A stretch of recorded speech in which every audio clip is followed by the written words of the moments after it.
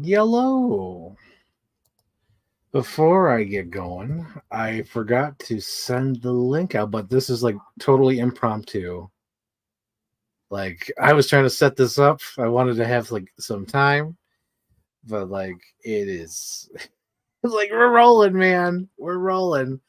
So I'm gonna try to send the link out, get the word out on the street, get the word out on the street as this is going on. So I hope everyone is having a lovely, lovely holiday season. And I just want to send this link out real quick, real quick. Um, Copy a link, tweet it out, tweet it out. Get the people out there, get the people in here, get in here. We got one viewer. Hello, one viewer. Hello, hello. Today, I'm going to be talking about my first ever Steel City Con experience. But before I get to that, I got to tweet it out. I got to tweet it out. This is impromptu. So I got to tweet it out and just say, I'm live. Come on now. There we go. Enter, enter. I'm live now on YouTube. There we go. Send. Then Facebook as well. Just send out a link. I'm live now. Enter? No. Stupid Facebook. You gotta hit the space button and then hit enter. Wonderful stuff. Wonderful stuff. T. Hamill, friend of the show. Oh my gosh, Groovy Spider Ham for those in the know. So anyway, sent the link out. Let's get this thing started. Okay, so back in October, I was at the Frightmare at the Falls, and I ran into a mutual friend of me and Whitney, because I'm friends with Whitney, and she introduced me to Ray, a former boyfriend of hers, and we became friends, online. And he does the Comic Con stuff as well. So I ran into him at the Frightmare at the Falls, and what do you call it? He said, "Hey man, did you hear about Steel City Con?" And I was like, "No, I never really thought about Steel City Con. I didn't even know if it existed or not." And he was like, "Dude, they have like so many guests." And he showed me like they're gonna have like Pam Grier. I was like, "What? Pam Grier?" And then he's like, "Yeah, check it out." So I looked up the listing, and dude, like the entire Scream cast was going, or at least most of them, with the exception of Courtney Cox and Drew Barrymore. But like all the Screamcast was going, and I was like, "Holy smokes! Oh my god!" And then because at Fan Expo, for those who've been watching the live streams, I got signatures from uh, Sidney Prescott, Billy, Stu, and Jamie Kennedy, and I was like, "Yes." So then, like when Ray showed me this, it was David Arquette and Rose McGowan, who was also going to be there. And I was like, "Oh my God, like what a year. What a year for me to start the Scream poster up." So for those who are tuning in for the first time, the thing was earlier this year, there was a con, Nickel City Con, and Henry Winkler is supposed to go. And I was like, "Oh, let me start up a Scream poster. Henry Winkler will be the first signature, and at some point, the Screamcast will be, showing up." And he canceled like 2 weeks before Nickel City Con, and I was like, "Oh, poop! Now I got the Scream poster. What am I going to do with the Scream poster?" And like, the Fan Expo announced it. We're going to have, Skeet Ulrich, Nev Campbell, what do you call it, Matthew Lillard, and Jamie Kennedy. I was like, "Holy shit, they're all gonna be there. I gotta go to Fan Expo." So I got my tickets booked for Fan Expo, went there, got all the signatures, and then went to Frightmare for other things. I went there for like Halloween and whatnot. And I met Ray, and Ray told me about this, and I was like, "Oh man, oh my gosh." So, oh my god. I don't even know where to start with the Steel City Con. So I guess like I had a in mind. I'm like, okay, I'm going to Steel City Con, and I'm excited. The guests that they had were like Kiefer Sutherland, Jason Patrick from the Lost Boys, Alex Winter, Lou Diamond Phillips, Dermot Mulroney from Scream 6, and I was like, oh my god, I gotta meet Dermot Mulroney, oh my god. And oh my gosh, let me go over the poster because right now I'm blanking, and this is terrible. Probably one of my worst streams ever already. Oh yeah, that was the big name, Alec Baldwin, of course. Duh, Alec Baldwin right there. And then let's see, we have the Jamie guy. I know Jamie's famous for something. He was definitely in Sweeney Todd. That's all I know, or at least what I've seen of his work. Oh yeah, what do you call it? Freaking what's her name? Phoenix, the Rise of the Phoenix from X-Men. Jem Confenson or Jensen, whatever. The one with the pompadour, Elvis. She was going to be there, and I was excited about that, but like I had to make some choices, hard decisions. What do you call it? Oh yeah, John Cleese, of course. Kurt Angle, Pam Grier, the voice of Mario, Grace McKenna. That was amazing. Oh my gosh. Rose McGowan, of course. Breaking Bad people. And then the cast of freaking A Christmas Story was going to be there. And I was like, holy smokes, that's amazing. Oh, all their names are at the bottom. Lol. So anyway, there's this cool little thing I got. But after Frightmare, well, not even after Frightmare, it was after Fan Expo. Fan Expo, I was like, okay, I'm going to do VIP. So I got VIP for Frightmare, and then I got VIP for this because I knew, oh, let's see, I love that con poster. It's Famke Jensen. Oh my God, Famke Jensen. Oh, Famke Jensen. Yeah, Famke Jensen. I think that's her name. Pronouncing right? I think so. But yeah, here's the con poster. There's all the names. Sam Raimi was supposed to go, but he canceled. And I was like, gosh darn it. He keeps evading me. He's like my white whale now. So like one of these days, I'm going to meet Sam Raimi. One of these days. But yeah, here's the poster. What do you call it? Yeah, Groovy Spider Ham or anyone who's watching. Right there. Oh yeah, and the Ghostface. They had the stuntman for Ghostface. That's the other guy that was there as well. Oh yeah, there's Ted Raimi. That's adorable. They have what do you call it? Him as Henrietta. That's adorable. But yeah, that's great. They're all there. So I didn't really decide what I was gonna do until like halfway there. Because I was like, okay, all I need is Rose McGowan and David Arquette. Like those are important to me. And it's like I already did the group shot. So like, do I do another group shot? Or do I just get the brother-sister duo because I just need them? But like as the trip went on, because it's like a 3-hour trip. And on the way there, I was like, this trip is way too long. Oh, I just got to go to T. Hamill. He said a funny comment. He's referencing Ted Raimi.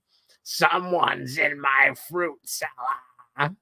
Someone with a fresh soul. Anyway, getting back on topic.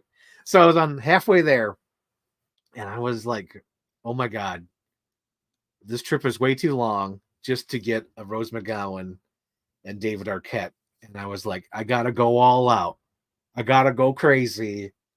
I got to get the group shot. And then as I was on the way there, I was like, well, you know, if I'm going to get the group shot of them, I got to do one with Alec Baldwin as well. Because I realized going to these cons, it's better to dress up for the photo op. Because I noticed, like, when you watch the photo op pictures, it's always like, you know, fans like me wearing our dumb little picture t-shirts and jeans. And it's like, you're there with the actor. You should do something, you know, themed with the actor. So I learned that with Fan Expo because I went as Ghostface and dressed as Ghostface. And now that I took the picture with Christina Ricci, I was like, oh man, I got to do her again. So on the way to the Steel City Con, I bought the Alec Baldwin photo op and then the Scream one. I was like, oh my gosh, this is exciting. How exciting. So we get there on Friday and we're early. And my mom was like, you know, since we're here early, do you want to do anything here on Friday? You know? So I look it up. I'm like, well, Alec Baldwin's at 6 p.m. Why not? Let's go see Alec Baldwin. So we go to the con, and it's at this convention center, and it's like surrounded like by malls. It's weird, like all these plazas. So like all the parking is like full, and there's like Joanne Fabrics. So we're like, we're gonna park at Joanne Fabrics. Shh, don't tell nobody. So we park at Joanne Fabrics. We walk in, and it's, for us it's different because with like Fan Expo and Nickel City Con, usually those conventions like wrap up at like 5 o'clock. I don't think they've ever gone beyond 5:30, 6 o'clock. And if there is, it's usually like a ticketed event, like a special thing. So it's not like the whole con's open. So it was pretty late. It was like 6 o'clock or something. We got there like 5:30, a little bit early, so we can get a seat with Alec Baldwin at his Q&A.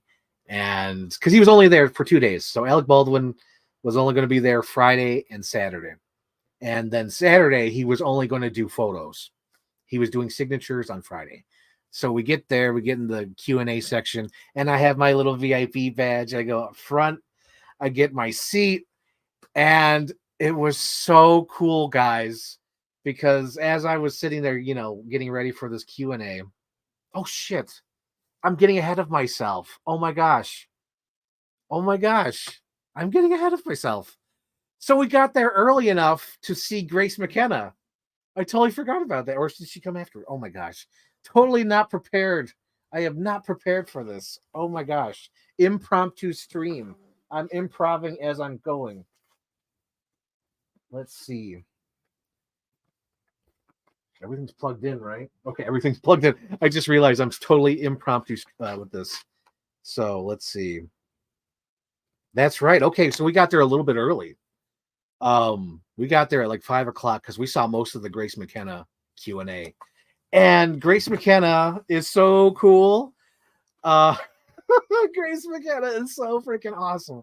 Okay, so I'm sort of a Grace McKenna fan, quote unquote fan. AKA she's just in most of the movies I watch. She was in Ghostbusters Afterlife. She was in I, Tonya. She was in Captain Marvel. She was in Amityville Awakening, for those out there who know about that movie. And she was in Annabelle Comes Home, which is like one of my favorite ones because it's like a Goosebumps episode where like they unleash all the monsters and all of a sudden the Warrens have to come in to save the kids because the kids are being like babysat or whatever. But yeah, it was so fun to see her there. I was like, oh my God, this is Grace McKenna from the Ghostbusters movie I don't like. But she's such a great person because like she played the young Brie Larson in Captain Marvel. She's the one in a little go-kart. And then she's the one who's ice skating in I, Tonya as the little Tonya Harding. And it was just so fun to see how full of life she was on stage because they're like asking her like, how was it, to start acting? And she's like, it was just simple. Like I started auditioning and I got the roles. Like she's just a kid and it's hilarious. And the thing that got me like laughing, I was like, oh my gosh, this is too funny. So I'm sitting in the Q&A and I look around the room and it's like mostly 40-year-old men. I'm going to say like 60% men and like 40% women, but like most of them are men watching the Grace McKenna Q&A, and it just cracked me up because she's like totally adorable. And I'm like, you guys and you Ghostbuster fans. So we watched her Q&A. She was lovely. She was great. And I was like, I got to get a selfie with her on Saturday. Done deal. I have to do it. She's in all the movies I own. I have to do it. Oh my God, she's even in Independence Day Resurrection, which is like one of my favorite stupid sequels. So I was like, I have to get a selfie with her because she's in all the movies. So after that, there was the Alec Baldwin Q&A at 6 p.m. And we move forward. And as we move forward to the front seats, because I'm VIP, I'm like, those are my seats. That's where I'm supposed to sit.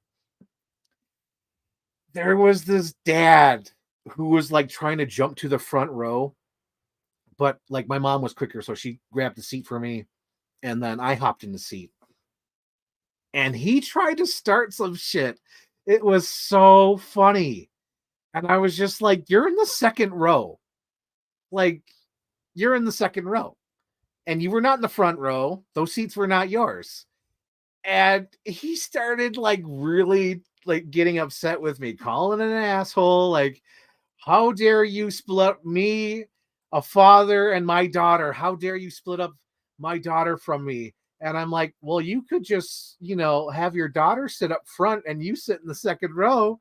And just like, that's what I was thinking. Like, if you're like, oh, my daughter, it's like, why don't you just have her sit in the front row and you sit behind her so she gets the experience? But it clearly was not about that.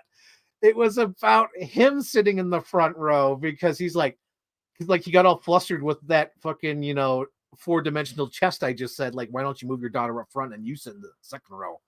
And he was like, no, I'm going to sit here the whole time. I'm going to sit here the whole time and just like look at you like this. And I'm like, oh my God, you're like a 45 to 50-year-old man and you're acting like a goddamn child. It was wonderful.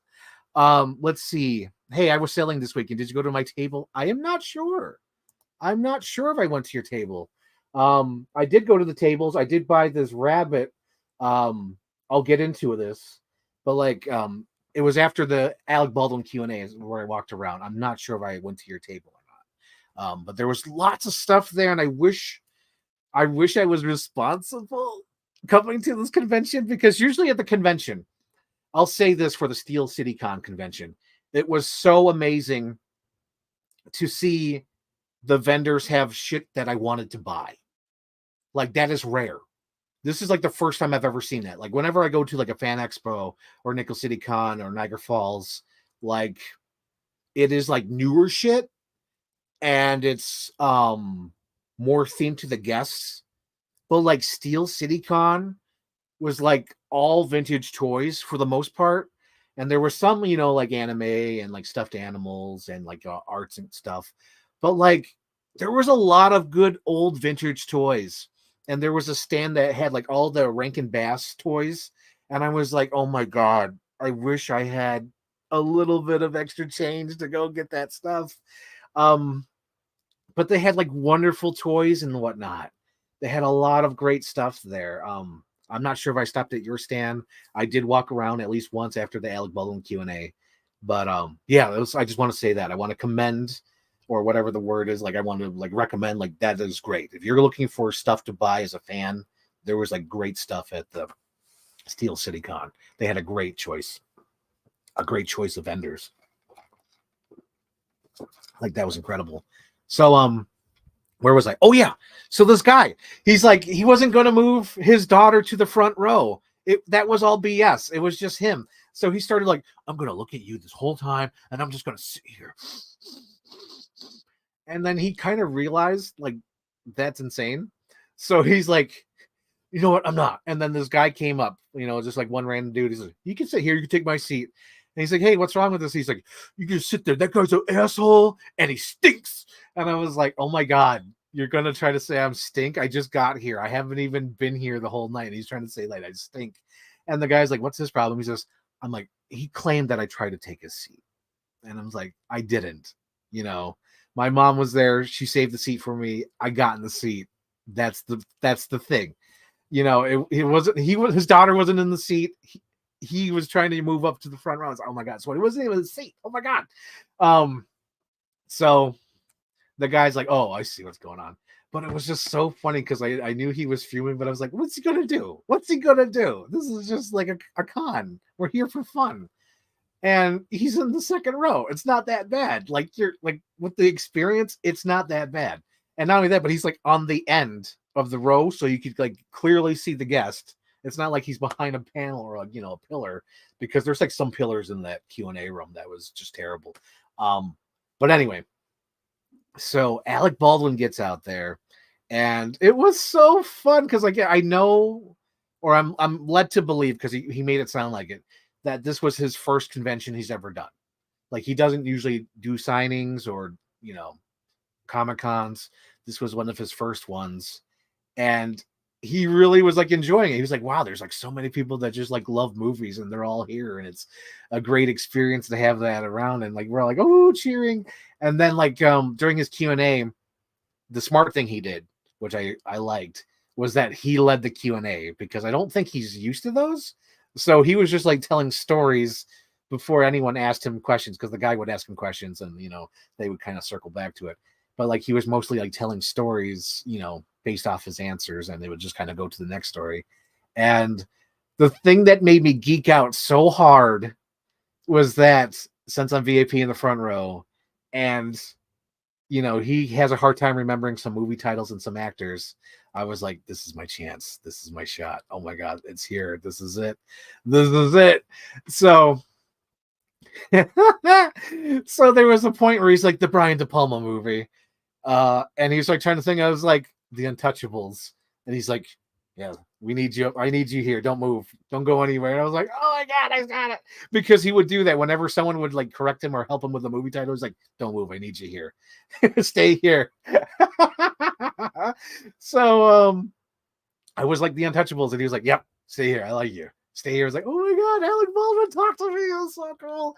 And then as he's talking about it, he's like, there's a great scene. There's a great scene at the train station, and there's that actor.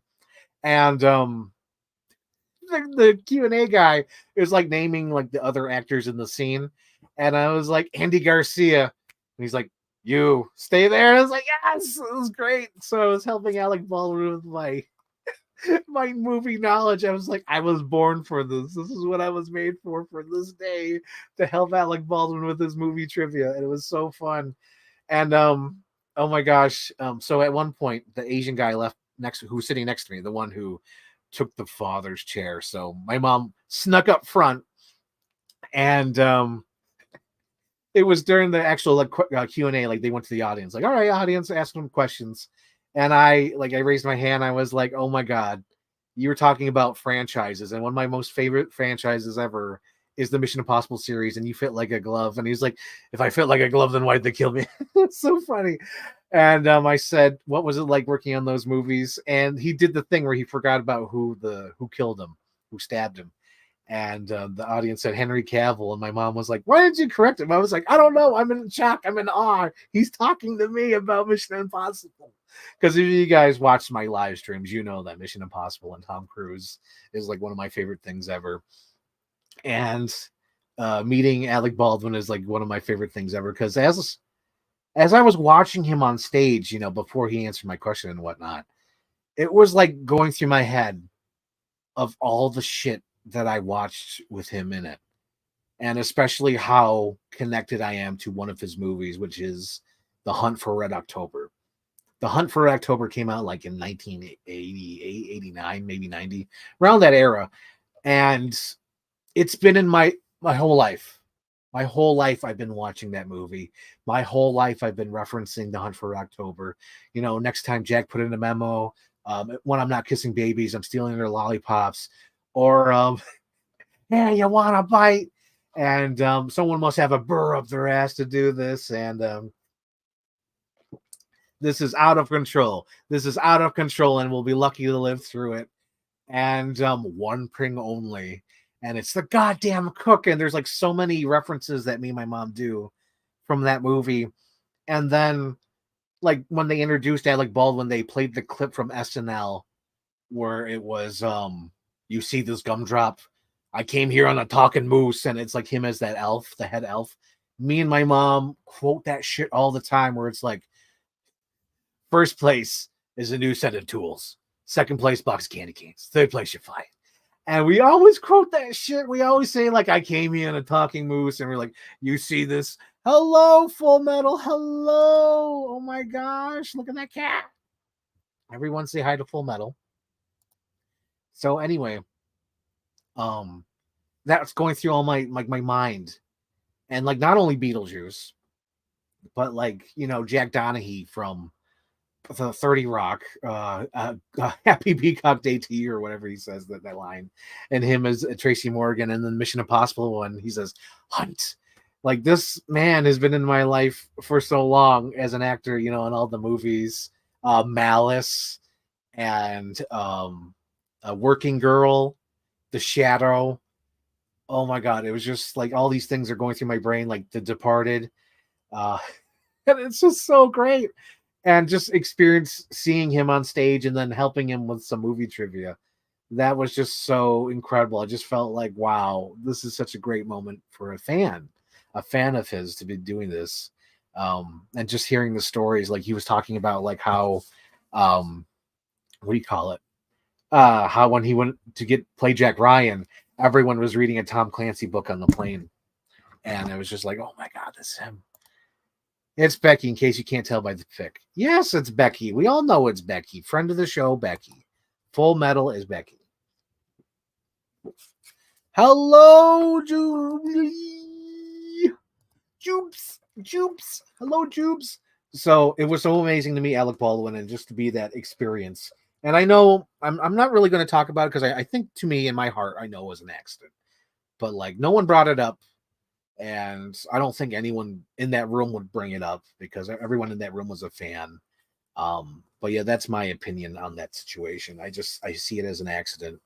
But yeah, I feel like he's yeah, I don't even like, I don't want to go too deep into that, but just like, yeah, everyone gave like paid respect. No one was disrespectful to bring up the tragedy, but there was that as well. But yeah, as a fan, it was great to experience that, to meet him at his first ever con. And I think he's got the taste for it because on the second day I did my photo op, and I'll bring up my photo op right now. So the next day was the photo op, and I got to meet him, and I dressed as Adam from Beetlejuice, which was fun. That's my 4K box set I have of Beetlejuice, and I was like, oh my god, I could finally like wear this outfit. It's great. But that was so much fun to meet him, and the thing that was great about that. Oh, hang on, there's a picture of him at his Q&A as well. Yep, there he is. But yeah, it was just so much fun. But the reason why I say he has a taste for doing Comic Cons now is that he was only supposed to do signings on Friday. He decided to do signings on Saturday as well, where I'm like, oh, he realized like, oh shit, all I have to do is sign and stand in photos. That's it. This is an easy gig. So I think he'll do more cons. I think this experience is like, wait a minute, these fans like my work. They're here, to see me, and then they want to get, things signed by me, and then I get to take photos all day. I want to do this. Let me do this. And the other thing that made me so like giddy as like a fan of Alec Baldwin and the whole experience of Comic-Con was during the John Cleese Q&A. So John Cleese did a Q&A on Saturday, and he's up there and he's telling all these stories. And again, the moderator is hardly doing anything. John Cleese is just like riffing on like funny old stories that he wants to talk about and comedy. And towards the middle of the show, I look to the side and I see Alec Baldwin just as a fan experiencing the John Cleese Q&A, and that just like it pulled my heartstrings. I'm like, oh my god, he's like really like soaking it in, this Comic-Con experience where he's just standing to the side enjoying the John Cleese talk, because John Cleese was just like riffing on like Monty Python, comedy, the history of comedy, and his opinion on it. And it was just fun to see like little Alec Baldwin just soaking this whole experience in, because he was like, I guess he was only supposed to do the photo ops, and that was it on Saturday. So like everything was like impromptu for him, because they're like, we don't have your table anymore. That table went to somebody else. So we're going to make some space at the merchandise table, and you could just sign there. So like people were like walking by, and like there's Alec Baldwin there, the fucking Jack Ryan. Oh my god, Jack Downey just like right there, like signing, and like, dude, that's so cool. It's so cool. Oh my gosh. As a fan, just to experience that. I see there's some comments here. Let's get to them. Yes, Jack Ryan spoke directly to me. Oh yeah, my mom, like she was sitting up front row with me, and like towards like halfway through his answering the Q&A questions, like I guess he didn't want to like look towards the audience or get too nervous because that room was packed. So he just started like directly talking to my mom in the front row. Like he was like leaning towards into her, like talking to her directly about his questions. And it was so great. Because like both me and my mom, we love Hunt for Red October. We quote that shit daily. Like honest to God, we quote that movie all the time. One Ping Only, and the Crazy Ivan. Oh my God, that movie is our life. That movie is our life. It is like I think I mentioned in a previous stream that there's certain movies that have upgraded, like Die Hard, Jurassic Park, Halloween. The Hunt for Red October is one of those movies where whenever it changes format, I usually get it. So I had it on VHS, I got it on DVD, I got it on Blu-ray, and I'm probably going to get the 4K because I love that movie. Me and my mom love that movie. It is so great. Yep, Becky's here. Yep, I agree. Total accident. Captain Iron Dog, what stories did I miss? You missed the angry Star Wars dad. But I didn't know he was a Star Wars dad until the next day. Because I noticed he wore the same shirt, twice. So I'm like, oh, that's his Comic-Con shirt. And I noticed the Comic-Con shirt, it had like the Empire logo and it had like all this shit. So I'm like, oh my God, he's part one of those Star Wars clubs. And that totally made sense with how he was getting after me, trying to intimidate me and do all those kind of things. Cause I'm like, only a Star Wars fan would think like that. It's so funny. Only a Star Wars fan would think of that. So after the Q&A, because I kind of jumped ahead to the photo op, but like, let me get to after the Q&A. So after Q&A went around to the tables because I said it earlier, but this is like one of the first cons that goes after 5 p.m. Usually they wrap up by 5 p.m., but like it was like 6:30, 7 o'clock, something like that. And it's still going. And of course, they're probably going to wrap up at like 7:30, 8 o'clock. I don't even know when the hell it ended. But like, I'm roaming around and I see the stuffed animal bin and I picked up Rabbit. Another thing that me and my mom reference all the fucking time. So when I was growing up, there was this cartoon, the Many Adventures of Winnie the Pooh.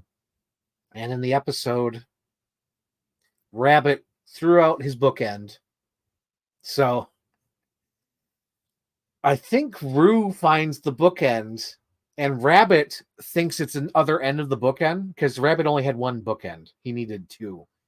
So he's been trying to trade, different things to get this bookend, even though it's the same bookend.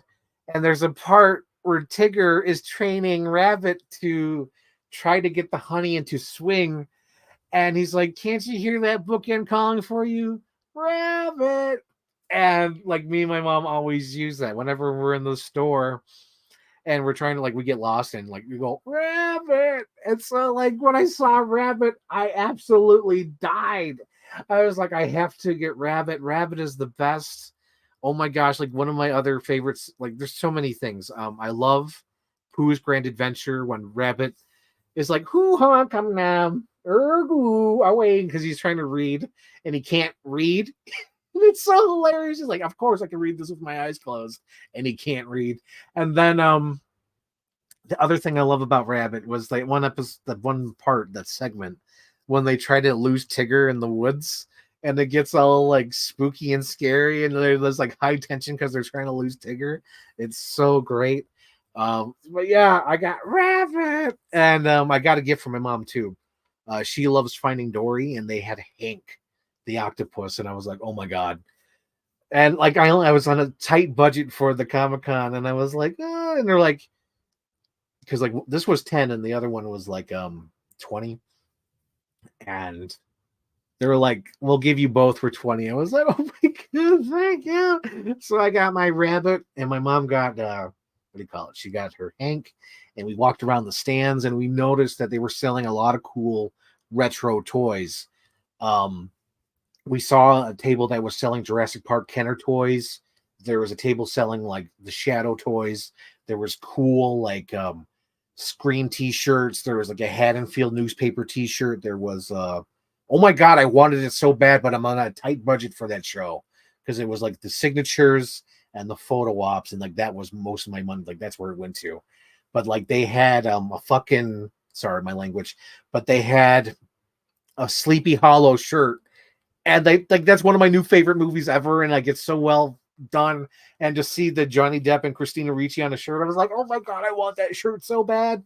And then there was a stand that had freaking Terrifier Art the Clown toys, and I was like, oh man, I'm on a tight budget. So I was quickly doing research, okay, where can I find these online because I can't get them here. They even had the new Creature from the Black Lagoon NECA that I haven't seen in the stores yet. I was like, oh man. And there was the little anime girl, the Bushido's things, they were there. There was even like an artist that had like some of the people I follow on Twitter. I was like, oh my gosh, there's so much stuff here. I wish I knew. I wish, because I'm so used to going to like a fan expo where it's all like all Funko Pops and then like, very specific things. This was like everything. They had tons of everything. It was so great. Full Metal. Oh, you guys made me ink. That's Finding Nemo. I do enjoy me some Sleepy Hollow, says Becky. Okay, so there was that. There was the first day. So, got to the photo op. Alec Baldwin went inside early because his photo ops were at 10 a.m. Got the photo op with Alec Baldwin. It was so great. And when I got to see him, I was like, I just want to say real quick before we take the photo, you're the best Jack Ryan. And he's like, thank you. I appreciate that. And I was like, yes. Oh my God. He had to know. I had to let him know that he's the best Jack Ryan. Hot take. I think the Harrison Ford Jack Ryan movies are so generic. Like, they don't stand out to me. Even like the Chris Pine, I don't know what the hell they were trying to do with that. Ben Affleck, I know, tried his swing at. I don't even remember the movie. It might be okay. But like, to me, Jack Ryan is Alec Baldwin. And that was so great to meet him. So there's a cool thing I want to talk about, Steel City Con, that I wish every convention did this. It was amazing. I love it. I love it. I love it. So there's a food stand, and they have this fountain drink thing where you go up there, get the ice, get your fountain drink, whatever. Dude, guys, when you bought your drink, you could get free refills. So whenever you're around, you just go to that fountain drink thing and refill your drink. And you could do that like the whole weekend. That was incredible. I was like, why the F does not, like, why doesn't Nickel City Con do this? Why doesn't any other convention do this? Where you buy a cup and you just go to that fountain drink machine and you get your free refill. Oh my God, like, you have no idea what a lifesaver that is. Oh my God, where you don't want to wait in line just to get your drink. You have your refill and you just go to the fountain drink and you get your refill. That is the coolest fucking thing ever. Oh my God. I can't even fathom how amazing that is. It's such a simple thing. And they had it where you just like walk around and go and get your free refill. Holy smokes. Oh my gosh. What it says, charge more for a refill cup. I thought that was more common now. Becky, no, you go to Fan Expo, you bring your own drink. And if you want a drink, you got to wait in line to go get a drink. There is no refill station at these things. That's at Fan Expo. You go to Nickel City Con, same thing. You bring in your own water. There's no filling stations. There's none of that. Especially that's just in the open. No, that does not exist. That's not, no. You think when any con do? No, they don't do that. Like, what I'm telling you, Becky, it's like we're in the open. It's like freaking McDonald's. You know how you go to McDonald's and you refill your own thing? That is not anywhere, Becky. Anywhere. Like, the only place that does that is like the casino near Rochester. I forget what the hell they're called. I think like Turning Stone. I think that's the only place that has like a fountain drink in the middle of the open. You never been to an expo, Becky? Oh my gosh. But yeah, like, this is like groundbreaking shit. At Steel City Con, where they had a refillable fountain drink station. Let's see what else. Okay, so we're on Saturday. 10 a.m. was the Alec Baldwin Q&A. So after that, I went to the Ming Na Wen, I think that's her name, Ming Na Wen Q&A, and they were talking about Mulan, and there was like the audience questions. But what I did, because that's what I did next. Oh my God, I'm such a liar. I was looking at this, I'm like, why the hell did I do the Alec Baldwin at 10 and then her Q&A was at 12? Here's the reason. Here's the thing, guys. Here's the thing. So after the Alec Baldwin photo op, they announced that he was doing signatures. So I was like, oh man, that's so cool. Alec Baldwin's going to be here the whole day. So I was like, signature time. Signature time is now. So I went around the con And first things first, I went to see Detective Bailey, aka Dermot Mulroney, and I got him to sign my Scream Blu-ray right there. I had him sign in red, and it says, "Who gives a fuck about movies?" Detective Bailey, and he signed in blood red, Dermot Mulroney, and I got my selfie with him. He was the sacrifice I had to make because I wanted to do a professional photo op with him, but then I was like, no, I gotta get other things, and I gotta get my selfie with Grace McKenna, and that was my next stop after this. Was Grace McKenna, who's in all the movies I own. It was so fun meeting her and whatnot. Also, funny joke. So before the convention was going to start, I was like, okay, after the Alec Baldwin photo op, I'm going to take off my cosplay. I'm not going to walk around in my cosplay. So what happened was there was not a tough time to change. So I started walking around in this stupid ass Adam cosplay. Oh my gosh. So I was dressed as Adam for the whole day, or most of the day. We'll get to it. So after I got Dermot Mulroney, I got Grace McKenna, and I was like, okay, where are the Scream people? And they're like, the Scream people are in another building. And I was like, oh shit. So went to the other building, went through the front entrance of the hotel, and they're like, no, you got to go around. It's right on the side. And we're like, what the hell are you talking about? Because there's like nothing on the side. So a whole bunch of us were walking through the parking lot and had to go around, and there's like this little sketchy door. We go through the sketchy door, and there it is. It's like this convention center, their dining area of this hotel. And there they are. All the Scream people are in a room.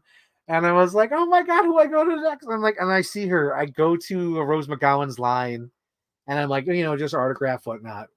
And I'm looking at her table, and I'm kind of getting teary eyed, and I'm like welling up because I see, Charmed, Death Proof, Scream, and then I see Cherry Darling, and I'm like, oh my God, I'm gonna meet Rose McGowan. And it's just great. I see her there. She's there, beautiful as ever. And I get up there, and I have my poster ready, and I immediately say, like, I just rewatched Grindhouse. It's one of my favorite movies, and you and Death Proof and all that. And she's like, "That's great to hear. That's great to hear." And meanwhile, I'm cooler then. Now I'm tearing up because I'm thinking about it, and because like I didn't, because there's not many conventions around here. Now I'm starting to learn that there's some conventions around here, but like I never thought I was going to see Rose McGowan this soon, and especially after just like watching Grindhouse and rewatching The Scream. And there's Rose McGowan, and I have her sign my poster, and she's like signing it, and she's like really appreciative of what I'm saying about Grindhouse and Cherry Darling and all that. And she gets up, and I'm like, oh, she's going to take a break. Let me get out of the way. And as I'm walking away, I hear the worker say, oh no, he just wanted a signature. And I was like, oh my God, she thought I wanted to have like a selfie or a hug or something. I was like, oh my God, I totally blew it. But meanwhile, I'm like, I just got to keep moving. I got to get, because like there's a whole line for her. I can't keep her up. So I'm blowing on the signature so it dries. And the next person I'm going to see is David Arquette. And again, I'm like welling up, and I'm in line at the VIP line. And so there's one guy in front of me, and there's like people at the table of photos, and the people in the cashier is like, you can come on up. And the VIP guy in front of me is like, oh no, let them go up. They're in front of me. And they're like, no, they still haven't decided. The VIP guy says, okay, I'll wait. And I'm like, I'll go. What the fuck? I'm not going to wait. So like, they're like, yeah, come on up. So I go on up, pay my money, and I get the signature thing ready, and I tell him where to sign. And David Arquette, like, he hasn't looked up at me. He's like, he's like focused, testing out my paint and pen. And I start telling him that like Scream 2 was my first Scream movie, and that I was devastated when I thought he died. And then like I was so happy when he lived. And then what do you call it? I broke down when he died in the fifth one. And he was like, yeah. I was like, yeah. And I'm like, because I'm like looking at him, and I see how frail he is and like how old he is. And I'm like, oh my god, like, can I have one? Because like you're like one of my favorite characters. Because like Dewey is. Dewey's like one of my favorite characters, and how he has that little limp, and how they play that Broken Arrow theme, dun, dun, dun, dun, in the movies. So I hugged David Arquette, and he wanted me to stay there because like the thing was like all wet, and I'm like, oh, it's okay, I'll wait over here, to the blow. He's like, no, be careful with it. So I'm like, I'll be careful. So then, I waited to the side, but like I was, at the con. I'm totally professional, not breaking down like I am right now. But like, um, it was just like an emotional experience because I was like, holy shit, this little idea that I had in the beginning of the year with Henry Winkler, and he canceled, and then meeting the cast, and then meeting the last two big ones that do cons, because like Drew Barrymore doesn't like doing signatures, and I don't think Courtney Cox does them. But yeah, it's like I have all of them now, so that's what it is here. I wanted to have it in my background here to show you guys, but I'm gonna show you now. But now I got all the signatures on my screen poster, and it's so cool. Oh my god, this is like it's so like it's emotional to me because like I love the movies. They're great. They've always been there, and to finally meet them, and with doing these cons, you realize that you have to get them while you can, because you never know if you're going to see them again or if anything bad's going to happen. Like, just an example, like, you never know when they're going to go. Like Matthew Perry, we just lost Matthew Perry. He wasn't that old, and you don't know what they're going through or what might happen. But yeah, it was just an emotional experience to finally meet all the Scream people, all the cast. It was so great. But yeah, there. So that was that. So after the hotel, I went back to the Q&A, and I went to see Ming-Na Wen at her Q&A at 12. But that was so. After that, at the Q&A thing, I decided to camp out because I know Scream people are going to get crazy, like the fans, and I don't want to lose my spot. So I stayed the whole day, and not only that, but like as a person who's been doing this for like 10 years and finally decided to do VIP, I never ever get to experience the Q&As because I'm always waiting in line for signatures. But now that I'm a VIP, I can get the signatures done within like 30 minutes to an hour and then experience the con, walk around with the vendors, tables, the artists, and then go to the Q&A. So I was like, you know what? I'm going to sit here. I'm going to enjoy all the Q&As as I can. So the one that came after Ming-Na Wen from she's the voice of Mulan, and she's on Agents of S.H.I.E.L.D. and whatnot. I went to see Kurt Angle. Kurt Angle was the next one. Kurt Angle is, of course, like one of my favorite wrestlers. When I was growing up, he was always like the bad guy or the guy you like to boo. But he was so great to hear his stories, even though I did hear some of them before. But it was so fun to see him there. And there was like a little personal story because like a few years ago, I think it was during COVID, I did a cameo for my friend Anthony as a happy birthday. And Kurt Angle did a happy birthday message. So like Kurt Angle has a special place in my heart forever because he did a birthday message for my friend Anthony. But it was so cool to sit through the Q&A for that. Before I get too far, let me get to the comments. Let's see. I love him. I love him. Who have you been most starstruck by? Honestly, at this point, I think Alec Baldwin. At this point, it's got to be Alec Baldwin because it was the first time where it's going through my head like, holy shit. I've been watching his movie since I was a kid. I've been watching it since I was a child. Hunt for October. I get it. That's now that I'm like all my emotions are up high now. It's gonna get easily to trigger me. But like honestly, like the Hunt for October is up there as like childhood favorite movies. Because whenever I went to my grandma's house, it was always Con Air, Armageddon, The Rock, or The Hunt for Red October. And like I love The Hunt for Red October. That was like one of my favorite movies ever. It's one of my favorite movies ever. And I think that's like the most starstruck because that's in my head as I'm watching it. And I think the second one, because like it goes with like every con. Every con's different. But like for this one, like I think like the second one would be Rose McGowan just because like it's going through my head that she's Cherry Darling, and I'm finally meeting Cherry Darling. Oh my gosh, from one of my favorite movies, Grindhouse. Because Grindhouse has a special place in my heart. I know I always talk about it, but I'll talk about it again. So when I was a kid in 2007, I was like getting into like Quentin Tarantino, Robert Rodriguez, action movies, things like that, and I was really excited for Grindhouse, and my mom could not give a fuck about Tarantino or Robert Rodriguez at the time, and she tried to bribe me. I'll give you $50 for Easter if we don't go see Grindhouse. And I'm like, no, I want to see Grindhouse. And then she's like, $100. I'll give you $100 not to see Grindhouse. I was like, no, I want to see Grindhouse.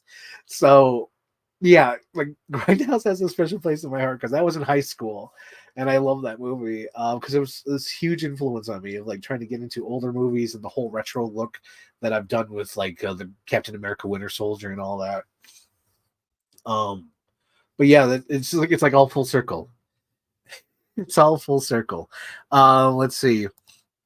It's so sweet how emotional. I know I'm getting emotional all about everything. Oh my gosh. Because like at the con, I'm totally cool as a cucumber. I don't let this out. I keep it in because I don't want them to see me like this. Because if they see me like this, it'll be too much. But like just thinking about it now, like oh my god, I met Rose McGowan. Holy shit. Yeah, quite an accomplishment with the poster. Like to me, that's like one of my greatest achievements is just having like all of them signed it. Like because I never do this. Like this is something I would probably never ever do.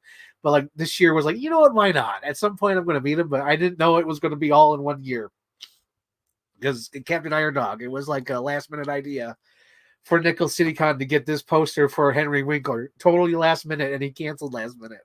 And I didn't think this was going to get filled. It got filled right away. So now it's like all I have to like realistically get because Wes Craven's gone. Drew Barrymore probably will never do these. If she does, she's hit hard times. And same thing with Courtney Cox. Courtney Cox is like she's living off her friend's money. I don't think she'll ever do these. But like realistically, like the only two I have to get left are Henry Winkler as the principal and Roger Jackson. Those are realistic, things I have to get now. But they've all signed it, and it's exciting. It's very exciting. Let's see. That's the next question. Ming Na Wen seems like a great lady, dude. She was so cool, but like the thing is, I guess I don't know. I would think if you're going to a Comic-Con, you would have it in the back of your mind what simple answers you would have. She didn't have any answers for the Comic-Con people. She really didn't.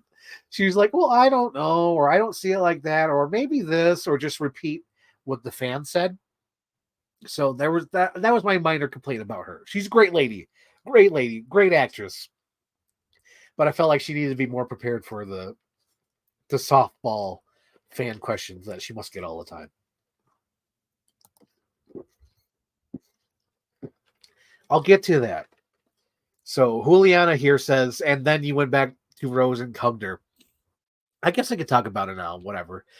So no, let's try to keep it in order here because like there's a whole thing before that happens.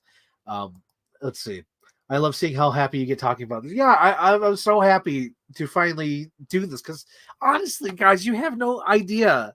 You have no idea, like, because like I've been doing this for 10 years, going to these Comic Cons, getting the photo ops and signatures and whatnot. You really don't know when you're going to see them again. Because like to me, like right here, I hang it in the background of my thing. This is like one of my most treasured possessions because this like literally took like 9 years to do, maybe 7. I don't know. Like it took a while to do, but like it's signed by Mike Stacklasa, Jay Bauman, and Jonathan Frakes. I waited years for Jonathan Frakes to finally come around, and Jonathan he did.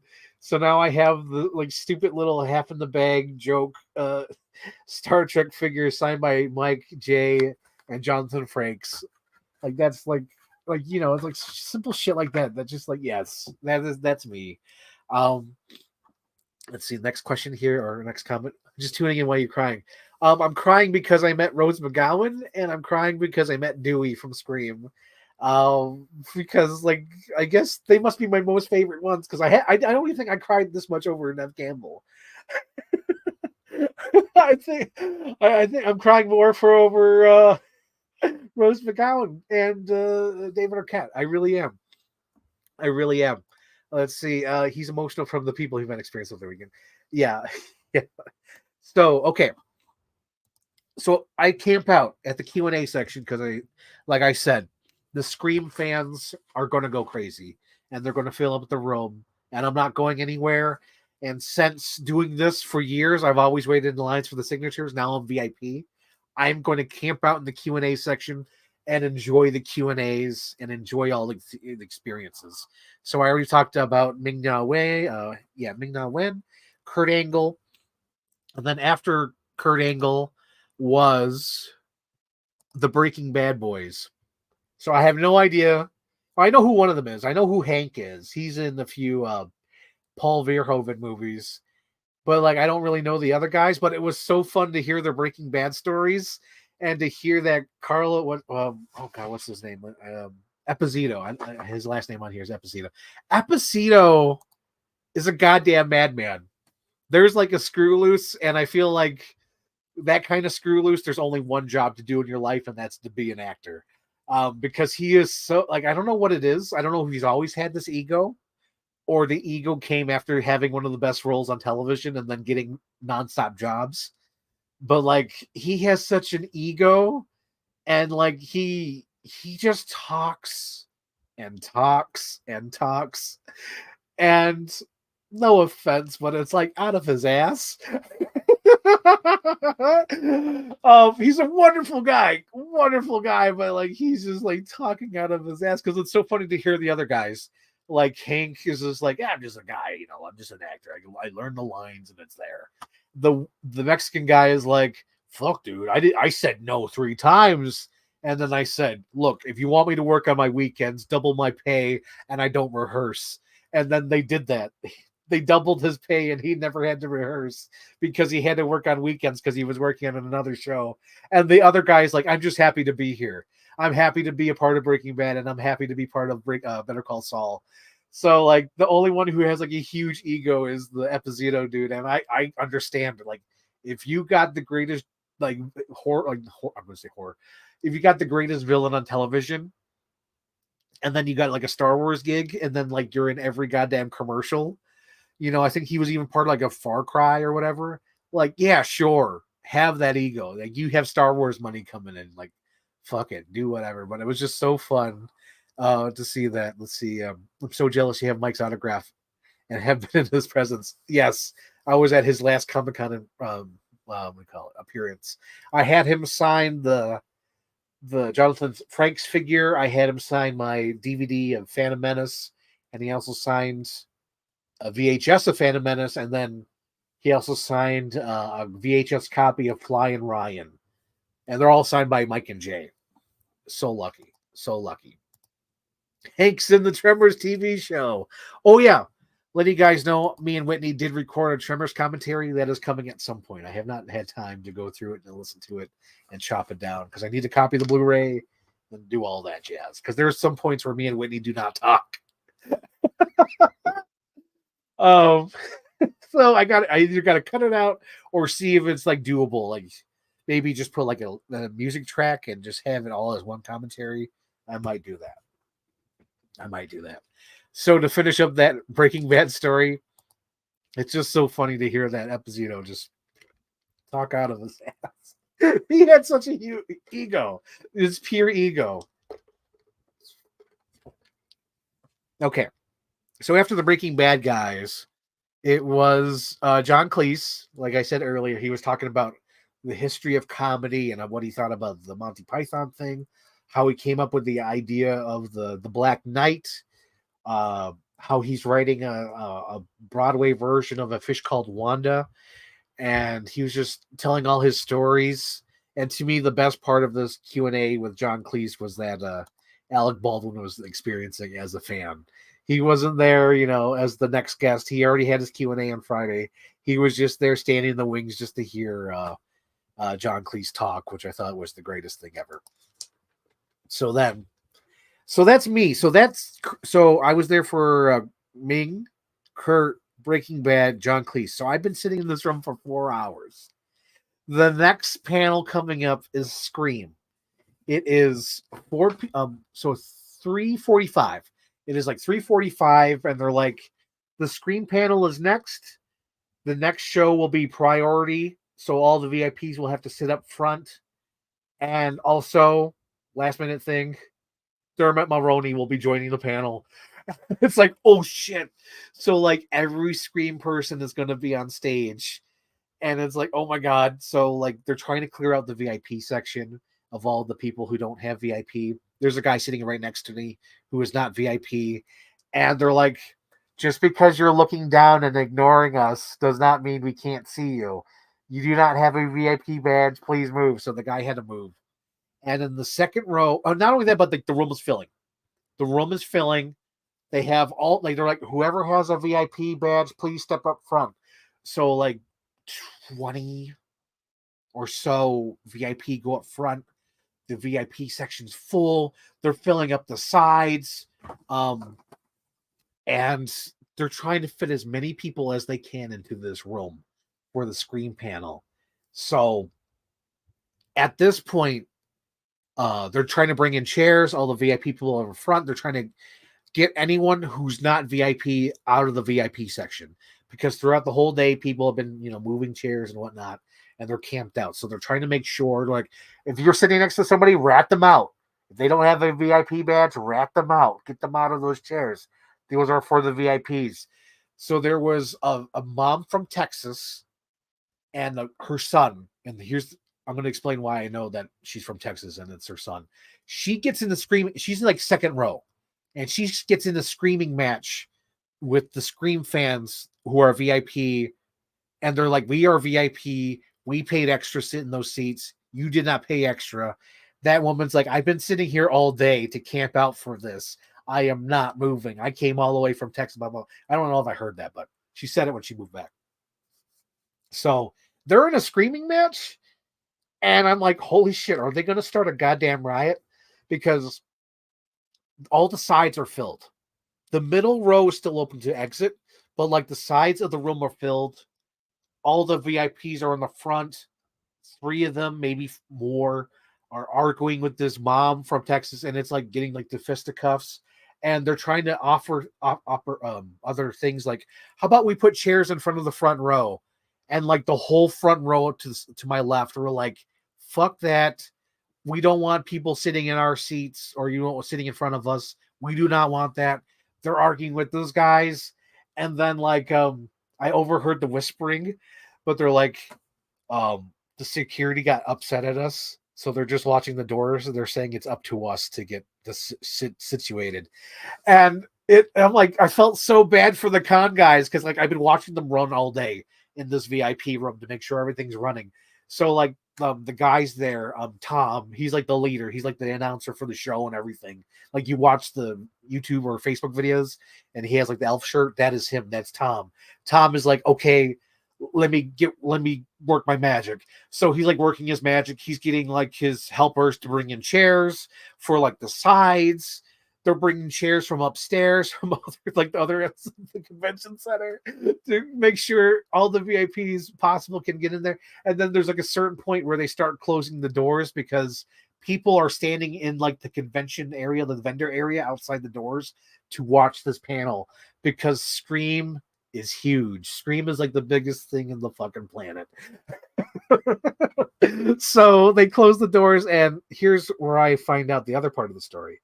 So my mom left to get me food. She knew that I had to wait there, and if I moved, that I would lose my seat, and probably Star Wars Dad. By the way, angry Star Wars Dad, he's been sitting in the front row, like 1 seat or 2 seats away from me. He's like on the other side of the aisle. We've been sitting there all day, and we are not moving. And he's not even there with his daughter. So he is there front row without his daughter, and then there's me. We've been there all day, so I understand I'm not going to move. So my mom got me food from across the street, TGI Fridays, and she was bringing it in. And they start closing the doors, and she's like, oh my God, it was like Titanic. She had to get in, and she's like, please, I have a son, I have a child. And she tells the security, please, I have a child. He's a diabetic and he needs his food. And they're like, okay, get in there. So she brings me my drink, my Pepsi, and then she brings me my burger. And then she goes to sit in the back with the other passengers. And when she goes to sit back there with the other passengers, she sees the after effects. She sees the woman from the second row. And this is where I find out that she's from Texas, because she starts bitching at the other people and forces her son to sit behind the pillar. So the son can't even see the panel. He's behind the pillar and she's there filming and taking pictures of the screen panel. And she's calling like everyone a motherfucker and whatnot. But like, it is insane. So by the time they find all the areas for people that can sit or standing room only, they're like, okay, let's get the screen people here. Are they on their way? They're like, they're outside. They're right here. They're right here. And the whole room is like, because you can hear like the radio, like they're right here. And they're like, oh, yes, they're right here. And they said, before we bring him in, we're not even going to do the panel. We're just going to have the audience ask questions. We're not even going to do this because like this is huge because like literally that room is packed to the gills. And there's like people saying like, I'm glad the fire marshal ain't here. Oh my God, but like it is packed. It is packed. There's still room to move around. It wasn't too dangerous. I still felt safe. There were security guards there. There was exits. There were like no one blocked my entryway out my seat. All the things were there, so it wasn't too dangerous. But it was packed. Packed as they possibly could get in that room. Like, let me go to the comments before I start doing this. Let's see. I've seen a lot of the Breaking Bad spots. Pretty cool. Pretty cool. Love John Cleese. God, I know. At the time, I was like, yeah, whatever, John Cleese. But as I was sitting there, I was like, oh my God, I'm totally soaking this in because I don't know how much time John Cleese has left on this earth. And I'm privileged enough to have sat in the audience to hear his stories. That is like one of the best things about this con too, where it's just like, oh, I felt those stories. Got to get to work. Glad you had a great time. Thank you, Becky. Yep, I have a child. I love mom, dude. She was serious. She's like, I have a child. I have a son. He needs his food and Pepsi. She ain't bullshit though, because I didn't eat that whole thing and I needed a burger and my Pepsi. But yeah, my mom helped me out there. So they're like, okay, we're going to bring the screen people up. Here you go. And again, my heart starts pounding because first from there is David Arquette, followed by Rose McGowan. And then I think it was like, what do you call it? Skeet. And I think it was the Ghostface Killer. And then it was Dermot. And then there was Jamie and what do you call it? Nev. And then the last one, of course, was Matthew Lillard. He was standing for like the first like couple minutes because I don't know what. I don't know if he had to adjust or what. But like he was up there and he was, standing. I was like, oh man, has he been sitting all day? What's going on? But like they were all having a blast. I recorded most of the Q&A. I will upload that at some point because it was a good Q&A. I loved it. Yeah, it was really emotional and my heart was pounding. I didn't full out cry like I just did now, but like I was emotional as this was going on because just to see them all on stage, including Dermot Mulroney, who is like part of their legacy. Without them, there's no him. You know what I mean? Like without that first movie, Dermot Mulroney wouldn't be at these cons. You know what I'm saying? He might still be there just because of Young Guns, but like Scream, I feel like really built up his the appetite for him to be at these cons. And it was such a great thing just to be there, just to see them and to hear David Arquette, who's like totally like Dewey. His answers were like, they felt like Dewey. And I was like, oh my God, he's real. Oh my God. It was wonderful. Hang on, we got another comment here. Hang on, where's the comment? Let's see. Gotta get some sleep. Loving it so far. Can't wait to finish that. Yep, you're right. Yeah, just watch the rerun. Saw on the rerun. So, what do you call it? It was just emotional to hear all their stories. And then there was a question from the audience. Oh, hang on. Before I get to that, because it was before that. So they tell the people in the audience, if you have a question, line up. So they had all the people line up for questions. And then they're like, is there anyone with more questions? And they're like, hang on. Both Matt and Skeet were like, hang on. Let's go into the audience. They fucking leaped from the stage. I shit you not. Like no hesitation. Like the minute the guy said we're out of questions, says, okay, let's go ask audience. So Matt and fucking Skeet, like they just leap into the audience, and the audience is like they all like cheer and they go in the audience, and like Matthew Lillard's like, oh my God, this room is hot as hell. And I shit you not, guys. This conference room was the hottest fucking thing ever. They said they were going to fix the AC and they said they were going to open the doors to hopefully cool it off. It made it worse. So, like, this room is fucking warm, and Skeet and Matt are jumping through the audience, getting the audience questions. And the question that made me go, what? Made me sit up in my chair and like cheer. So they're like, not like, Ned, what's your favorite scary movie? And the guy who does the stunts, what was your favorite stunt in the movie ever?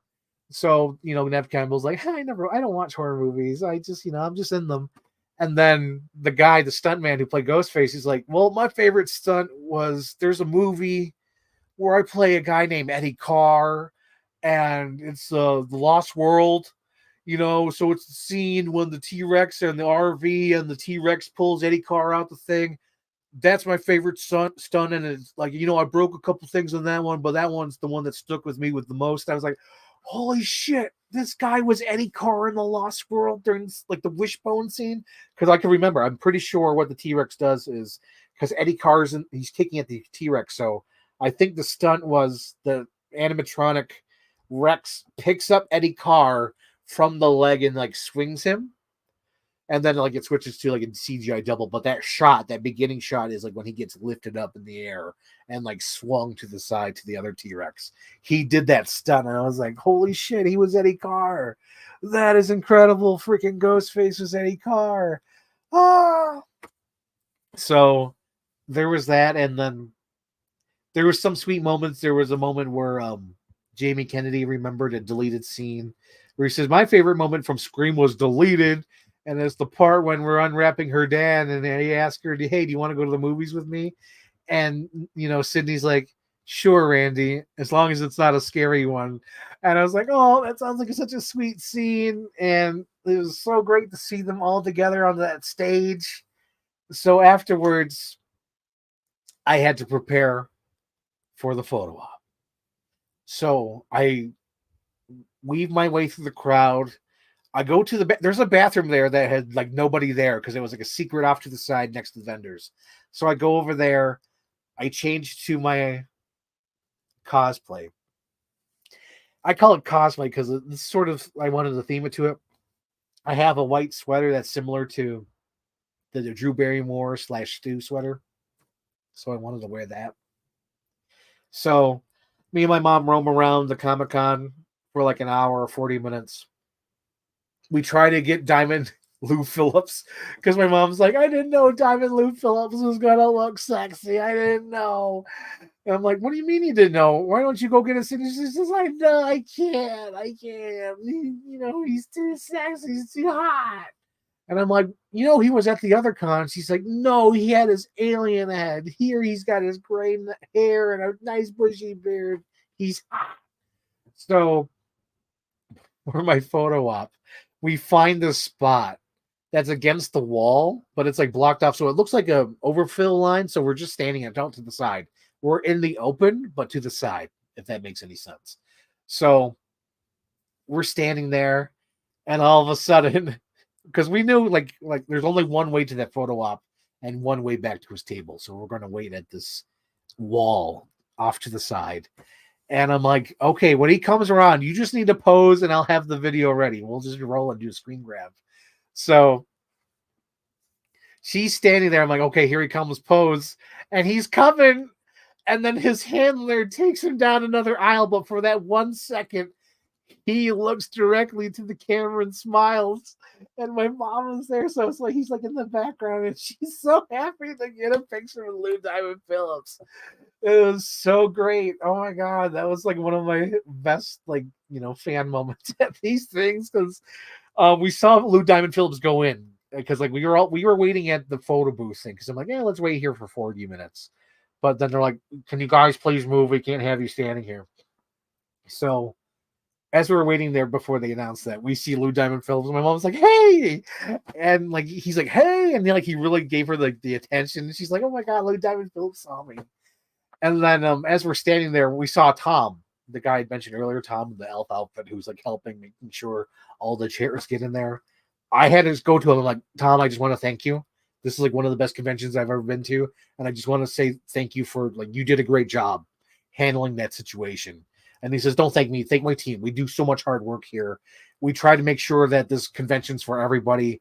They keep telling us to go downtown, but we refuse to do that because we want to keep it for the people and not too expensive so everyone could have a chance to experience it. That's the reason why we try our best to make sure everyone possible can get in the room to experience it, because we don't want to charge people extra. We don't want to do that. We want to keep it for the people to have fun and enjoy it. And it was just really cool to talk to Tom, because like he like really made the time to talk to me and my mom, because I thought he was going to be like, okay, yeah, thank you, and then keep going, because he was like running around the whole convention. Like he's making announcements. He's over here. He's over there. Like if you pay attention, you see him. But he made the time to talk to us for that little bit, and he said, "Oh no, I do a great job. I do a great job here." I'm like, "Yeah, dude. Like you made an announcement of a missing check, because like during the convention, I heard there was a missing check here to so and so. They say the name so and so. So if you're missing a check, please go to the lost and found and blah blah blah." But I'm like, "You said a missing check?" He's like, "Yeah, I never had that happen before. This is the first time for me to announce a missing check." Show the pic? No, I don't want to show my mom on my stream. I'll text it to you, Whitney. How about that? After the stream, I'll text you the picture. So where am I? Okay, so we talked to Tom. We moved. We got the Lou Diamond Phillips photo. We're still geeking out about Alec Baldwin. I picked up a gift for Whitney Kibler, my friend. Whitney in the chat. I picked up a birthday gift for you because I'm like, holy shit, I only have 30 toppins left. What can I get with this? And I saw that, oh my God, there it is. My toppins, my extra toppins. I got to get a gift for Whitney, and this is perfect. So I got you a gift, Whitney. And so they finally announced it. Here's the announcement, the OG Screamcast. If you're here for the Screamcast, the OG Screamcast, please head up to the photo booth section. And it's like, oh God, here it is. This is my moment. And my mom's like, I'll be right there. I'll be waiting at the exit. Don't worry about me, Frank. So I go outside, and I'm like third in line, because there is like, I don't know if it was a mom and son or a girl and her sassy friend, but like they go outside and they're talking about the other conventions they go to, but I couldn't tell. I couldn't tell if it was his mom or their coworkers, and he's the sassy friend. But they're talking, and he's in his Ghostface outfit, and they're having a great time. And then like we're all let outside, and mind you, it is, hang on, let's see, where's the photo op? Okay, so their Q&A was at 4-5. Okay, so this is about 5:40, 6 o'clock. So it is like dark outside, and they lead us to this fence, and we're waiting at this fence, and then they move us into the tent. And the tent is pitch black, so the guy has his lumens, and they have one of the workers pull their car up and have the headlights inside the tent so we don't trip. So we're inside the tent, and then we're waiting, and it wasn't that long. It was probably about 5 minutes, and they're like, okay, we're ready. Bring in the Scream group people. So we're going in. It's like, oh my God, here we go. This is it. This is it. My heart is pounding. My heart is pounding. I'm so excited. I can't believe it's happening. It's the whole cast. Oh my gosh. So I'm in line. I'm texting my mom. I'm in line. Like, get ready. Wherever you're at, get to the exit. It'll be a few minutes, probably, 10, 15 minutes. I'm there. So I'm in line. We go through the line, scan our tickets, and there they are. They're finishing up the group shot. So like it's Dermot Mulroney. He's like the only extra. So Dermot Mulroney did like group shot with the cast. And then he sits to the side. I'm like, oh my God, Dermot Mulroney's here. Oh my God, oh my God, oh my God. So I get in the room, and they have the Scream mask, because the guy has the original K&B Scream mask from the first movie. He's the stuntman. He's dressed as Ghostface. There's Rose McGowan. They're all there. And they're like, oh, you can come in. So the sassy friend and the work friend or the mom or whoever they were, they go take their photo. I'm next. And I'm just standing there, and I'm looking, and I'm freaking, like internally freaking out, and my heart's pounding. And there's David Arquette, there's Skeet, there's Jamie, there's Nev Campbell, and she's just smiling, and they all have perfect photo op outfits. They're not too baggy or too bummy. They're pitch perfect. And then there's Rose. She has the mask in her hand. And I get up there, and I do and this one's a screamer. So I have like the finger points up. I do the pose, and they take the shot. And I immediately turned to Rose McGowan and like, I'm gonna start crying again. But I got teary eyed at that point, and I'm like, Rose, can I have a hug? And she hugged me, and I oh my god, I hugged Rose McGowan because I was like, I'm not, just in case I don't have this opportunity again, and like, I hugged her. Oh my god, I hugged Rose McGowan, and it was just so great. Because I felt so guilty earlier when I heard like, oh no, he just wanted a signature. He didn't pay for the selfie. So I was like, oh my god. So I was like, and then the thing I didn't tell you guys about, I don't know, I remembered this detail. But when I saw David Arquette and said, "Can I hug you?" I hugged him, and I looked, and in front of me, I could see Rose McGowan seeing that I'm hugging David Arquette, and she's probably thinking, "Why didn't he ask me to hug?" And I was like, "Oh my god, I didn't know I could do that," because she was on the other side of the table. She was sitting. I didn't want to bother her. So when I saw her in the photo op, I had to hug her. I had to just like, oh my god, like, like let her know that like she matters and like she cares to me and like she matters to me. She's like one of my favorite things ever. Oh my god, my favorite people. So I hugged her, and then that was it. We left we walked around to a few tables. My mom freaked out at a guy who looked exactly like the Yellowstone dude. But we took a picture with a cosplayer who was dressed as the Yellowstone guy. But yeah, that was it. And I got my photo, and let me show you the photo. Let's see, where is it? Right there. There it is. Rose McGowan, the stuntman, Skeet, Jamie, Nev Campbell, David Arquette. And it was just so great to finally meet them, and I'm so glad I didn't play it safe. I wasn't responsible because like the whole ride out there, I was like thinking like, do I just get David Arquette and Rose McGowan, or do I get the whole group shot? Like if I do this, I'm responsible, and if I do this, like I'm living on a few bucks for the week. So I was like, fuck it. I'm going to live my life to the fullest. I'm going to get the whole group shot. I want to make sure I have this. It's important to me. And I got the group shot. And it makes me so happy that I have that group shot. I'm going to get it framed. I'm going to put it on my wall. I'm so happy to have it. It makes me so happy to see it. I'm just speechless. I'm so happy. Absolutely so happy. And not only that, but like I showed you guys earlier, my screen poster. But yeah, I think that's all my stories that I have for the convention. I'm still trying to think about if anything I missed. There's just like it was just so fun to see Alec Baldwin and just like to freak out. Like, oh my god, I'm meeting like one of my favorite actors who I've been watching my entire life. I'm meeting Rose McGowan, one of the people who've like influenced me through her work from just like Grindhouse and Scream. It's just like, oh my god, it's her. And then Nev Campbell, of course, her beautiful smile and her laugh and her importance in all the movies. And then freaking, oh my god, Dermot Mulroney is the guy from Scream 6. He's like my background. That's him, that's him to me. He is Ghostface. And he's like one of my favorite Ghostfaces just because he's like a father so dedicated to his son and built the whole tribute to him with all the police evidence. And it was just great meeting him because he has like one of my favorite performances. He's like, yeah, of course it's me, and it's just so great. He's like, that's not true. That's not true. And then like the way he gets taken out by the final girl, Sam Carpenter. Oh my god. Oh, it's so great. It's so great. Let's see. What does Whitney say? Is it Whitney or somebody else?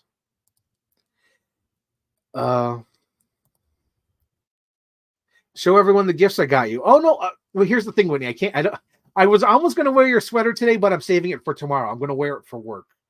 I'm going to, because like tomorrow is a big giant Christmas day. So I'm going to be wearing your sweater at work. So audience out there, Whitney got me a Jurassic Park Christmas sweater. I'll probably wear that for the Sarah episode. I don't have it ready here. I don't want to leave the stream empty. I don't want to do that. But Whitney got me this awesome Christmas sweater. I'm going to wear it tomorrow for work for sure. I'll take pictures. And then Whitney also got me a Chia Pet of Indiana Jones. Oh my gosh. But yeah, she got me those gifts. Your mom is so awesome. Left the reservation to stay and oh my god, that was like a last minute thing too. We had to reserve another night to stay because we didn't want to drive all night. So that's what we did. I get so upset at Alec Baldwin and his piercing blue eyes of Ice Dragon. Let me pull it up, Whitney. because honestly, it was so cool, those moments, to help him with his movie trivia, to talk about Mission Impossible with the man. That is like, I'm happier than pig of shit, because Mission Impossible is one of my favorite movies ever. Alec Baldwin's one of my favorite actors ever. Fucking Adam from Beetlejuice. Jack Ryan. He's my Jack Ryan. I shit you not. Like, Jack Ryan, like, oh my God. Me and my mom quote him every goddamn day. I was willing to dress as cosplay with him as Adam with my Beetlejuice book. Oh my gosh. Oh my God. It was just, it honestly, Whitney, I know you're jealous, but like, it was an amazing thing. I hope he does more cons. I hope he does like one in Niagara Falls so you can go. Because I think I'll say that, Whitney. I'll make that promise to you so I can break it. Whitney, if Alec Baldwin ever comes here for Niagara Falls, closer. Like if he comes to Niagara Falls, let's do it, Whitney. We're gonna do a photo op with Alec Baldwin together. How about that? If he comes to Niagara Falls or Nickel City Con, we'll do that, Whitney. We'll do that. I'll promise that with you, Whitney. Yeah, but my mom's cool. My mom's cool. We stayed an extra night because we really didn't want to drive all night back.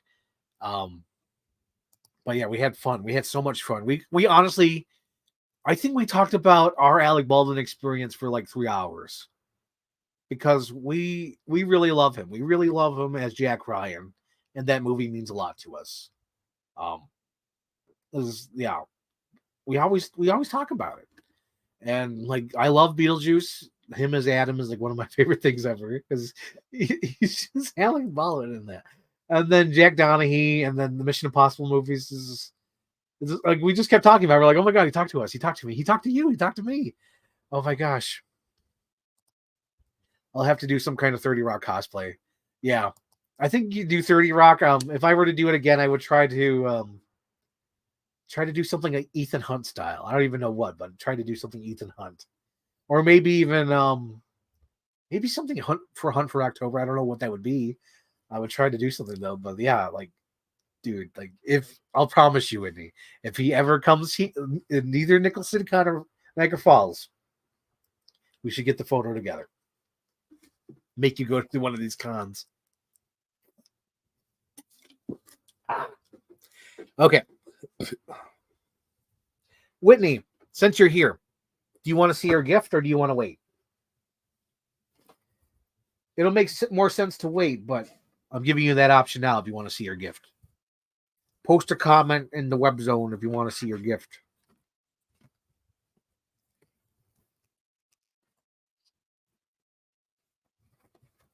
Whitney, leave a comment in the web zone. Whitney. All right. I'll leave that here to the side. Okay. So I showed off my signature, showed off my poster, talked about my stories.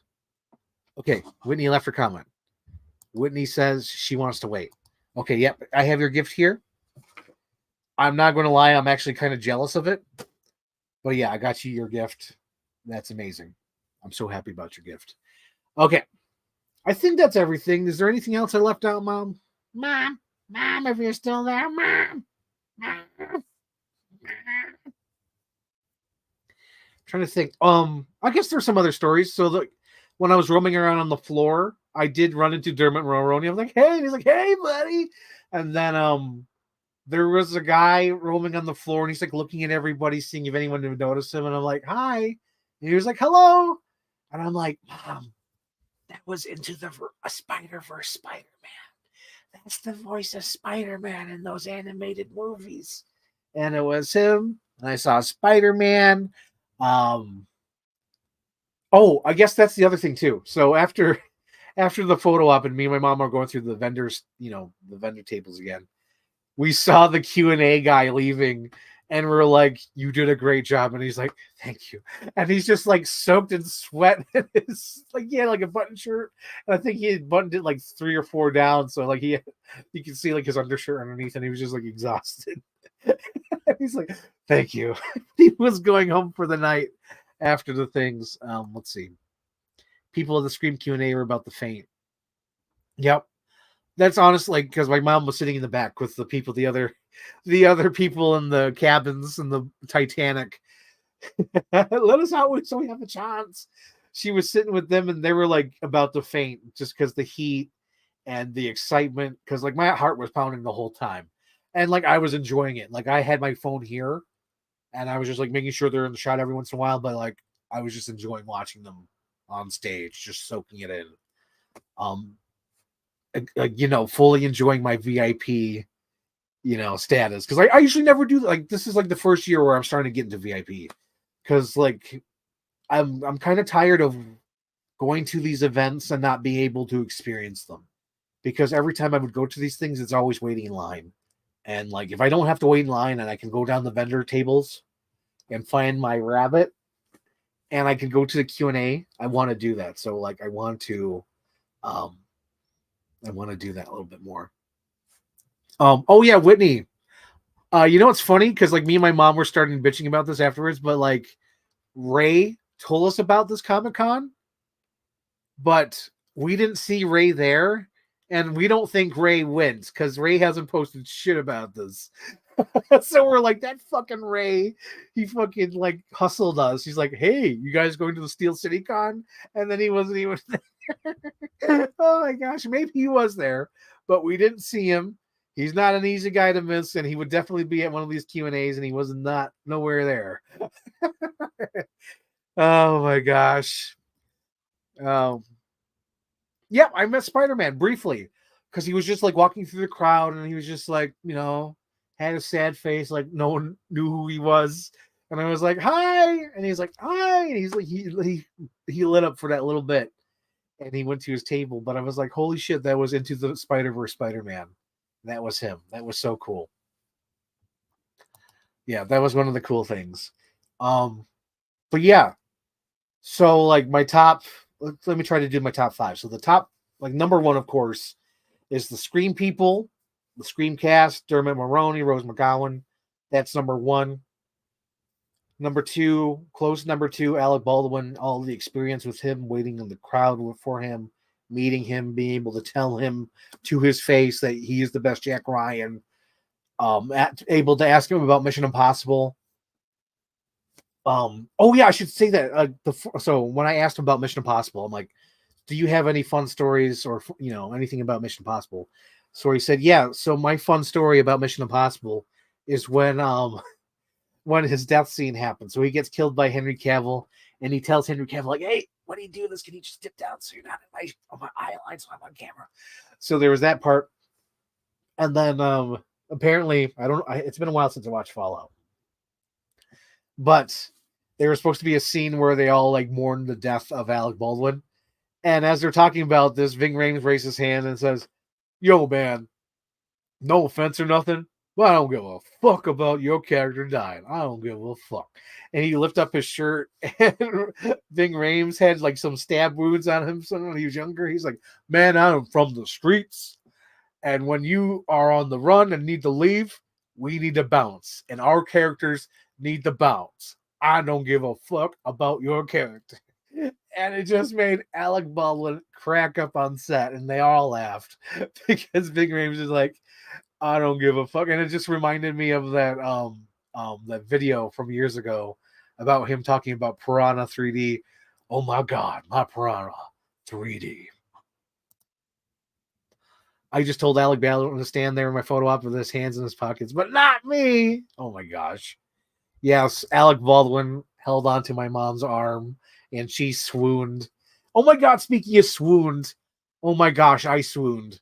So in the middle of the Scream Q&A, Rose McGowan's like, my favorite scene is, please, Mr. Ghostface, don't kill me. I want to be in the sequel. And she did it in her breathy voice. I was like, oh my god, I'm going to die. I'm going to die.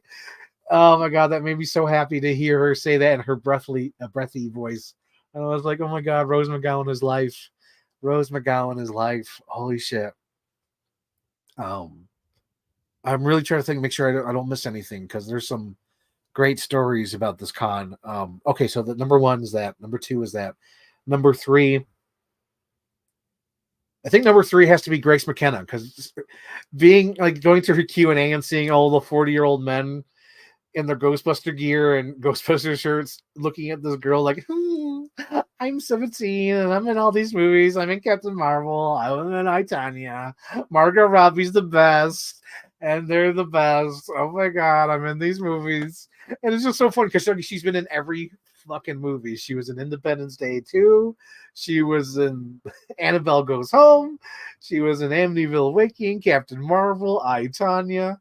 Ghostbusters, her Bill Murray stories. Oh my God, like she is like super famous and she's like only 17. And to see her room just full of 40-year-old men and then getting that photo op with her at her table was just great. I forgot of a show. I think I'm pretty sure I did. Yep, there it is. Oh my gosh. But yeah, trying to think. Okay, so number 2, number 3, 4. 4 was Finding Rabbit. Honestly, I honestly I almost cried when I found Rabbit because I love Rabbit. Hello, Rabbit. Oh, that's the other line I like saying. Hello, Rabbit, because when Pooh Bear gets stuck in the mound, it's so great. And then number 5 has to be that fountain drink machine in the middle of the floor. Wherever you needed a drink, you just go to get your refill. Holy shit, that's like the best thing I've ever seen at a Comic-Con, and I wish more Comic-Cons would do that. Like, yeah, that is like the best thing I've ever seen ever in the history of ever. Free drinks for everybody. Any ready to rumble for David? No, like all the questions were Scream. Again, respectfully, no one asked about Scream 7. Nobody asked about any of that crap. Thank God. I'm like, I didn't want them to deal with any of that, stepping on eggshells or, saying anything official. Like, the only thing they asked from the crowd about Scream 7 was, is Stu going to be in Scream 7? And then Stu was like, no, they never call me for anything. No, I've never been called for Scream 7. That was the only thing. No one asked about any of that controversy. No one asked anything about anything outside. No one asked about Five Nights at Freddy's, so I was kind of shocked about that. Nobody asked about anything outside those things. And the only reason why that Eddie Cart question came up was just because the person from the audience said, what was your favorite stunt? And then he brought up that cool fun fact out of nowhere that he played Eddie Carr in The Lost World. I was like, holy shit, that's amazing. But other than that, everything was pretty straightforward to Scream.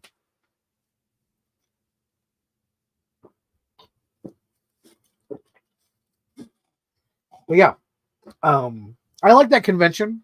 I think if we go again, if me and my mom ever go back to that convention, it's got to be a big thing. It's got to be like somebody we need. Like if I think it was like if it was Jamie Lee Curtis or Drew Barrymore or Courtney Cox, we would probably go there again. But it has to be someone big that's like no one does it. Like Alec Baldwin and the entire Scream cast and Sam Raimi until he canceled. Those were like the 3 reasons why we were going. We were going there for those 3 reasons. But, Sam Raimi canceled, but I saw the Screamcast, and both me and my mom saw Alec Baldwin. I think that's all the stories for now. I'm looking around. I showed my poster, showed my print. It was a great experience. Highly would recommend if you're able to go to the Steel City Con. It was great. Honestly, it was great. Like, to me, like the free refills and the freaking vendors. All those vendors were amazing. They all had cool toys. They had some new stuff, NECAs. They had some old stuff, the McFarlane, the Movie Maniacs, the Kenner toys, old stuffed animals. It was, oh my God, they had like everything. If you liked Barbies, they had Barbies. If you liked Funko Pops, they had Funko Pops. If you liked old Kenner toys, they had old Kenner toys. If you liked old retro toys, they did have those as well. They even had like some Hot Wheel toys. Like there was tons of great vendors there. Something that I've never seen anything like that before. It was almost like, to me, like their level of toys at that convention is almost like a toy show. I shit you not.